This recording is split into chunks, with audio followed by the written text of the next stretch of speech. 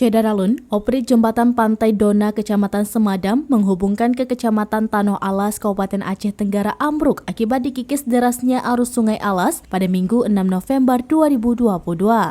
Operasi jembatan tergerus air Kali Alas sepanjang lebih kurang 6 meter dan lebar 3 meter. Kepala Dinas PUPR Aceh Tenggara, Fadli ST, didampingi Kabid Jalan dan Jembatan, M. Yusuf ST, mengatakan untuk mengantisipasi hal-hal yang tidak diinginkan, pihaknya untuk sementara akan membantu rambu peringatan kepada pengguna jalan agar berhati-hati melintas di jembatan Pantai Dona. Sementara itu, anggota DPR Aceh Dapil 8 dari Partai Aceh atau PA, Yahdi Hasan, mengharapkan Pemkab Aceh Tenggara melalui dinas terkait segera memperbaiki jembatan Pantai Dona tersebut. Karena daerah itu merupakan lintasan alternatif masyarakat dari Kecamatan Semadam menuju Tanoh Alas, Babur Rahmah, Lawe Alas, dan menuju ibu kota Kabupaten Aceh Tenggara. Menurut Yahdi Hasan yang juga Ketua DPW Partai Aceh Tenggara, saat ini cuaca masih berpotensi terjadi banjir.